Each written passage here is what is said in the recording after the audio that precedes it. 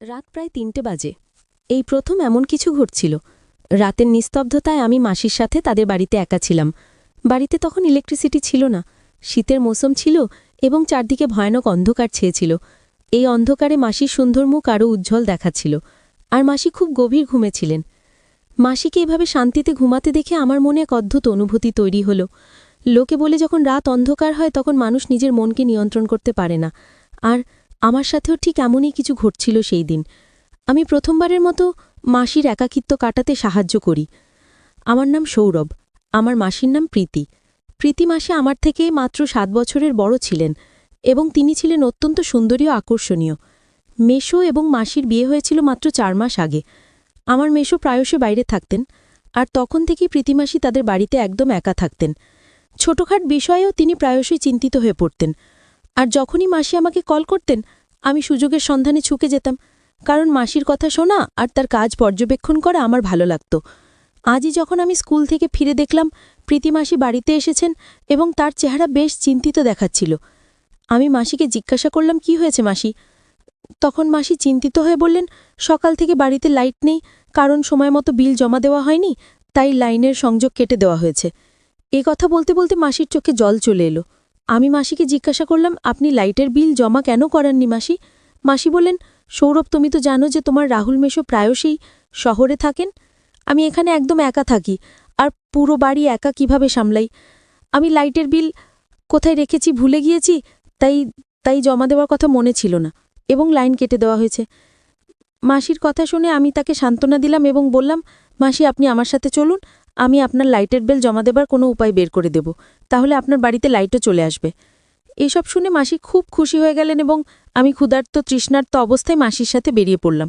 আমি কোনো না কোনোভাবে মাসির লাইটের বিল জমা করে দিলাম। এরপর ফেরার পথে মাসি আমাকে তাদের বাড়িতে নিয়ে গেলেন।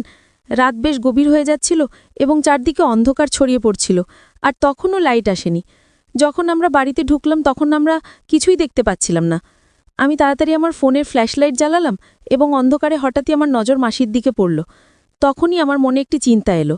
আমি মাসিকে বললাম, আপনি বেডরুমে গিয়ে বসুন, আমি দেখি বিদ্যুতের জন্য কোনো ব্যবস্থা করতে পারি কিনা।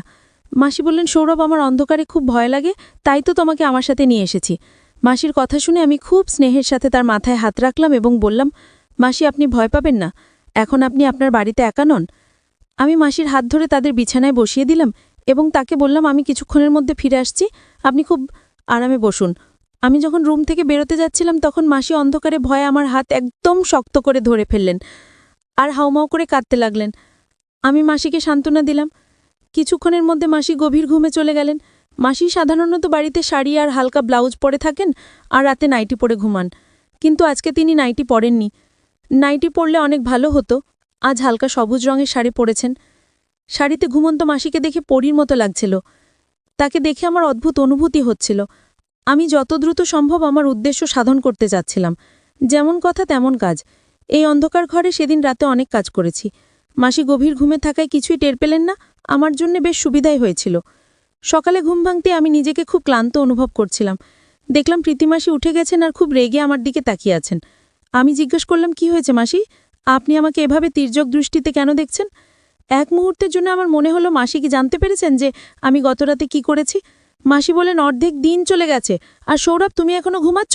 তাড়াতাড়ি ওঠো আর বাড়ি চলে যাও, পিসি তোমার জন্য চিন্তিত আছেন। আমি মাসির হাত ধরে আমার পাশে বসালাম। মাসি বলেন, বেশি আদর দেখানোর দরকার নেই, আমি সব জানি। রাতে তুমি আমার বিছানায় কেন ঘুমিয়েছিলে? সৌরভ, তুমি আমার সাথে একদম ভালো করনি। আমার বাড়িতে আরও রুম আছে, তুমি চাইলে লবিতে ঘুমাতে পারতে। মাসির কথা শুনে আমি লজ্জায় মাথা নিচু করে ফেললাম। মনে হলো মাসি শুধু এতই জানেন। আমি তার কথা উপেক্ষা করে স্নান করতে চলে গেলাম। একটু পর যখন বাড়ি ফিরলাম মা খুব রেগে বসেছিলেন। মা বললেন, সৌরভ, তুমি এতক্ষণ কোথায় ছিলে, আজ ফিরেছ? আমি মাকে বললাম, মাসি অন্ধকারে খুব ভয় পেয়েছিলেন তাই বাড়ি আসিনি, এখন সকালে মাসির বাড়িতে লাইট চলে এসেছে, এখন আর মাসির আর কষ্ট হবে না। মা বললেন, তোমার মাসি ছোট ছোট বিষয় নিয়ে টেনশন করার অভ্যেস হয়ে গেছে, এই অভ্যেস কবে ছাড়বে কে জানে। মা মাসির আচরণে খুব অভিযোগ করছিলেন, আর আমি মায়ের কথা শুনে শুধু মাথা নাড়াচ্ছিলাম। এমনি করে 3 দিন কেটে গেল, আর আমার মাসির বাড়ি যাওয়ার কোনো উপায় হচ্ছিল না। আমার মন খুব খারাপ ছিল যে কিভাবে মাসির বাড়ি যাব। 3 দিন পর যখন আমি বন্ধুদের বাড়ি থেকে ফিরছিলাম দেখলাম মা চিকেন বানাচ্ছেন। আমি ইচ্ছে করে মায়ের সামনে বললাম, মাসি চিকেন খেতে খুব পছন্দ করেন, এ কথা শুনে তারও একটু দয়া হলো যে মাসি তো চিকেন পাননি। মা বলে উঠলেন, মাসির বাড়ি তেমন দূরে নয়, গাড়ি নিয়ে যাও, 1 মিনিটও লাগবে না, আর তোমার মাসিকে দিয়ে আসো। আমি আমার সুযোগের সন্ধানে ছিলাম। ইচ্ছে করে একটু অনিচ্ছা দেখিয়ে বললাম, ঠিক আছে মা, আমি মাসিকে চিকেন দিয়ে আসি। মা তাড়াতাড়ি টিফিন প্যাক করে দিলেন। আমার মন খুশিতে ভরে গেল। আমি মাসির বাড়ি পৌঁছালাম। মাসি রান্না করতে যাচ্ছিলেন। চিকেনের টিফিন দেখে তিনি খুব খুশি হলেন আর আমাকেও খেতে বললেন। আমি সঙ্গে সঙ্গে তার সাথে বসে গেলাম আর আমরা দুজনে মিলে চিকেন খেলাম। আমি তো আমার বাড়ি ফিরে যাবার কোনো চিন্তাই করছিলাম না। বেশ কিছুক্ষণ পর আমি মোবাইলে গেম খেলা শুরু করলাম। আমি ফোন করে মাকে বলেছিলাম যে প্রীতিমাসি আমাকে জোর করে তার বাড়িতে আটকে রেখেছেন। যদিও প্রীতিমাসি আমার সাথে এমন কোনো কথা বলেননি। আমি মাসিকে বললাম, আপনি দিন দিন এত চিকন হয়ে যাচ্ছেন, আপনি বেশি করে খাবার পানি খান না কেন? মাসি বললেন, রোজ জুস খাওয়ানোর মতো কেউ নেই, তাই হয়তো এরকম হচ্ছে। আমি বললাম, ঠিক আছে, এখন থেকে দায়িত্ব আমার। তারপর আমি আনারের জুস এনে নিজে মাসিকে দিলাম আর তাতে এক ধরনের ওষুধ মিশিয়ে দিয়ে দিলাম। মাসি আমার দিকে তাকিয়ে বললেন, তোমার মতো ছেলে সবার হওয়া উচিত। তোমার রাহুল মেশো এখানে নেই, কিন্তু তুমি আমার এত খেয়াল রাখো যে এখন আমার তেমন সমস্যা হয় না। নইলে আমি বসে বসে ভাবতাম তোমার রাহুল মেশো ছাড়া আমার সময় কিভাবে কাটবে। মাসির কথা শুনে আমি হালকা করে হেসে দিলাম। মাসি কি জানতেন যে আমার এই সাহায্যের পিছনে কি উদ্দেশ্য লুকিয়ে আছে? আমি তো সবসময় সুযোগের খোঁজে থাকতাম। মাসি সেই জুস খাওয়ার পর গভীর ঘুমে পড়ে গেলেন এবং রাতের মতো আজকেও একটি কাজ করলাম।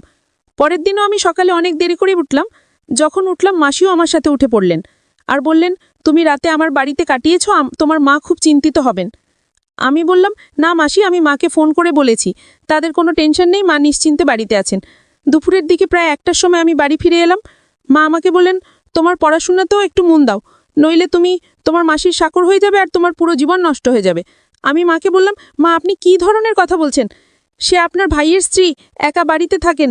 যদি আমরা মাসির কিছু কাজে লাগতে পারি তাতে কি ক্ষতি? এখন আমি ঠিক করেছি যে আমি প্রতিদিন যাতে মাসির বাড়ি যাব, যাতে তার পাশে থাকতে পারি। আশেপাশের প্রতিবেশীরা বলেছে যে এখন গ্রামে অনেক চুরি হচ্ছে, এই অবস্থায় মাসিকে একা রাখা ঠিক হবে না। আমার কথা শুনে মা টেনশনে পড়ে গেলেন এবং বললেন, ঠিক আছে, তুমি রোজ রাতে তোমার প্রীতিমাসি বাড়ি যাও, কিন্তু সকালের মতো সময় মতো ফিরে আসবে। এরপর থেকে আমি প্রতিবার আনারের জুস নিয়ে মাসির বাড়ি পৌঁছে যেতাম। সেই জুসে ওষুধ মিশিয়ে তাকে দিতাম আর মাসি গভীর ঘুমে পড়ে যেতেন। আমি আমার সুযোগের সদ্ব্যবহার শুরু করতাম। এখন আমি এই কাজে খুব খুশি ছিলাম। আমি খুব সহজেই মাসিকে বোকা বানিয়ে দিতে পারতাম। মাসি কখনো আমার উপর সন্দেহ করেননি আর বুঝতেও পারেননি যে আমার উদ্দেশ্য। তো বন্ধুরা, ভিডিওটা যদি ভালো লাগে তাহলে ভিডিওটাতে একটি লাইক করে চ্যানেলটিকে সাবস্ক্রাইব করে দিও।